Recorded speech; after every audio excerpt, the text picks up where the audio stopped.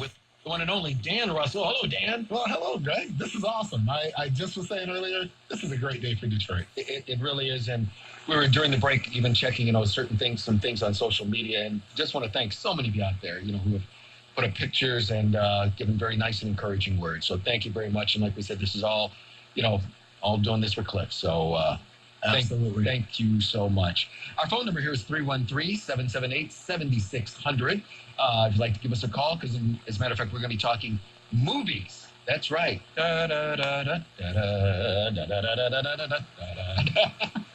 Did you like that? That was pretty good. Hooray for Hollywood thing going right there. I liked it. I mean, it's not as good as The Worm.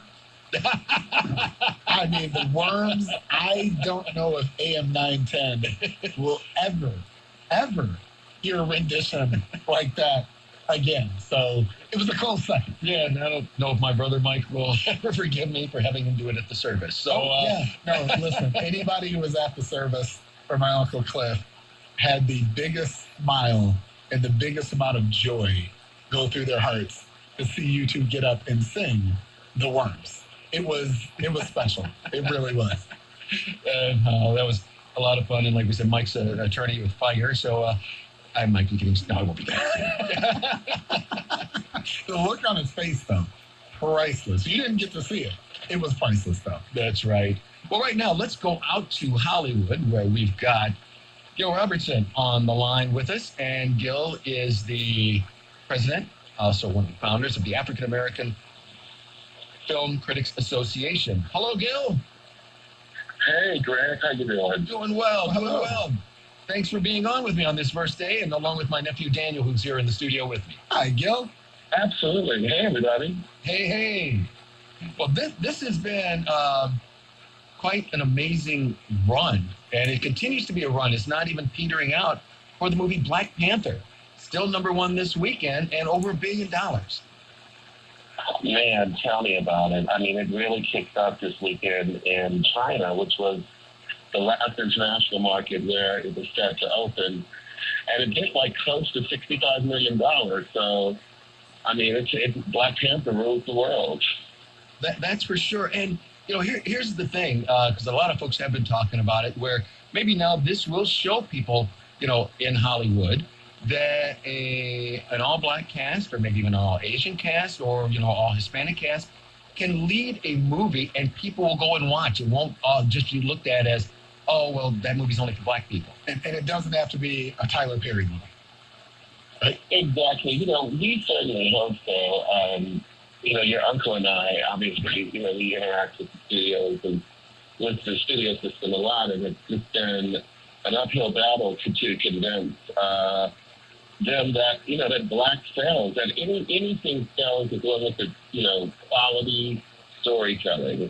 It's not about the race of the characters, it's about the quality of the story, it's about the integrity of the story, and it's also about the commitment of the studio or the distributor to make sure that it resonates with audiences, not only in this country, but around the world. And that's for sure, Gil. And like you said, this one, I think another big part is, of course, it takes place in Africa, but we're seeing Africa also in a very, very positive light as compared to, nobody's running around wearing a grass skirt or being chased by a tiger through the jungle or anything like that. It's all, hey, their technology, I mean, not true enough, it is a movie. Right. But the Black Panther's sister, I mean, is this technical genius. Right. That, and also just the way that black people, particularly African women, are depicted, in their natural state, as beautiful, as strong, as confident. It really did warm my heart, and it just made me fall in love with it, because it was like, Brian was brave enough to just really embrace this culture and to celebrate it, and that's what I think has caused such a visceral reaction with, the African-American audience.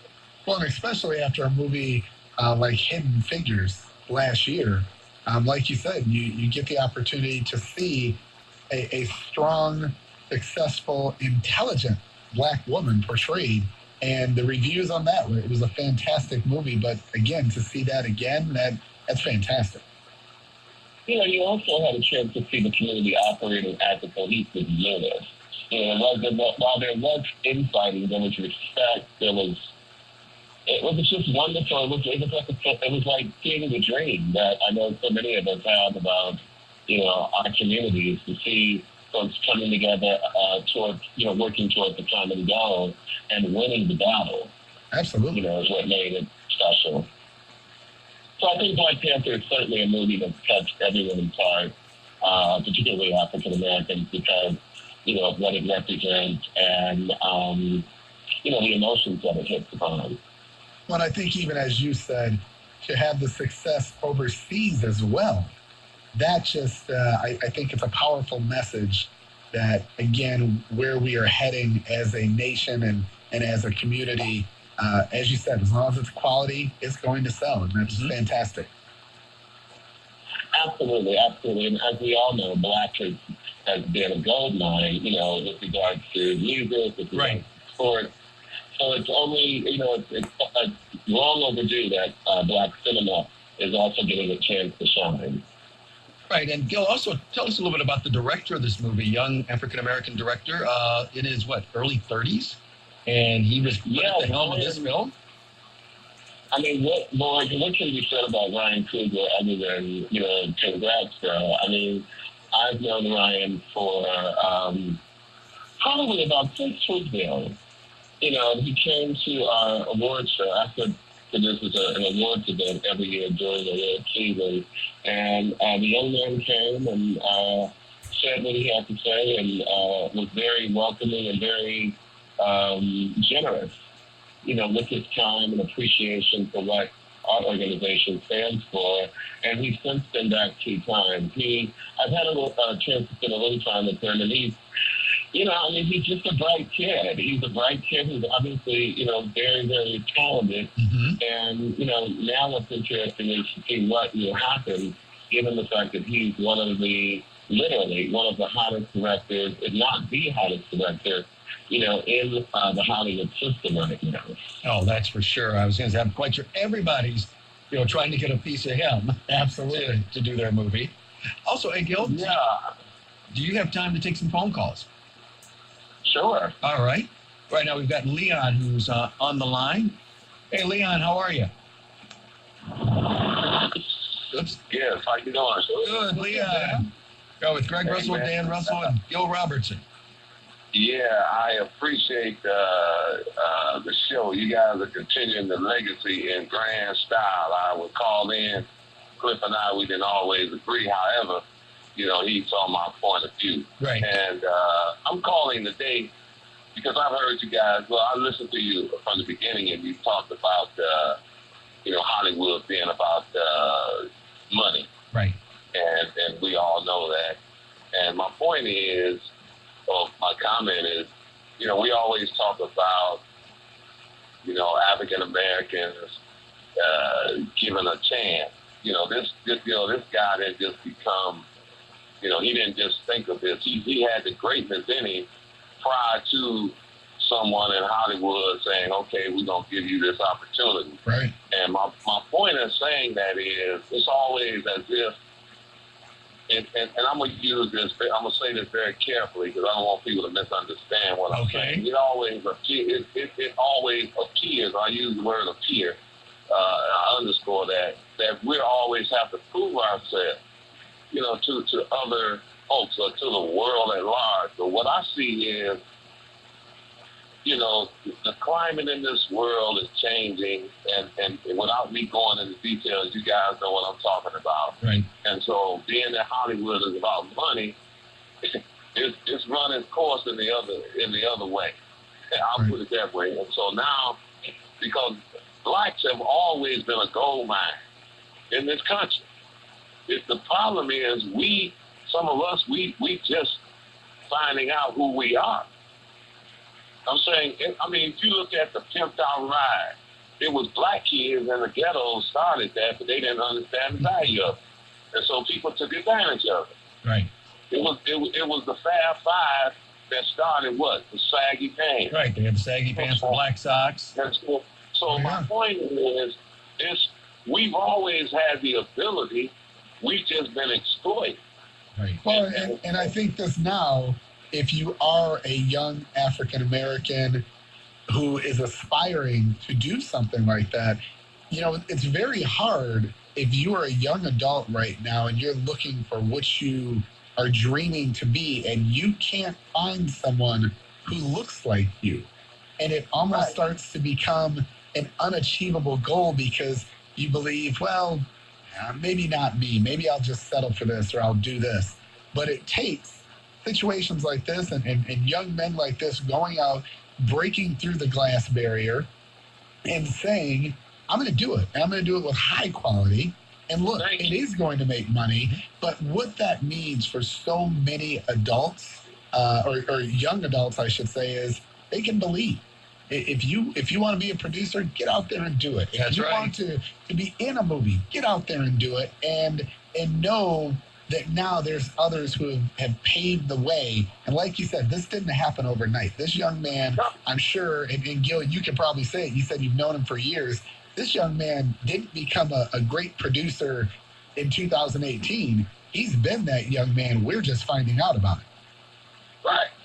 And I'll say this, my last point. We have 2 boys. My wife is deceased now. However, we always told our boys, they were not, how we parade black boys. They're the exception. No, you're the rule. You were built to win. And so we constantly pour that into them. And so they expect to be great. Because guess what? It started at home. And we validated that even in their failures. That's part of life. You fail. Right. So failure and success go together. You can't get one without the other. And so I am so elated.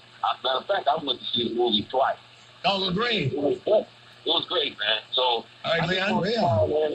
Thank you guys. Hey, Leon, thank you so much. I was saying, I know you got a chance to hear some of the stuff he was saying, Gil, and what are your thoughts on that as well, as far as, hey, boom, getting ready now to break even more through the glass ceiling? Absolutely. I mean, we've long been, it's no secret that, our community's long been underappreciated, in this country and, globally. And so perhaps Black Panther does represent a chance for the community to rebuild its image and not only to itself, but to others. And for people through hard work and through discipline, demonstrate that we, when given the opportunity, can excel and actually win it at anything we put our minds to. No, that's for sure. And matter of fact, folks, yes, we've got Gil Robertson on the phone with us, president and founding member of the African American Film Critics Association. Gil is based in Hollywood. That's where he is talking to us from today. And this is going to be a regular part of the show each week where we will come on and talk about film. And some of the other things I'd like to talk about as well, Gil, is what advice would you give even for like some young filmmakers out there who want to get involved? I mean, I always try to tell young people today that when I say it's a little bit easier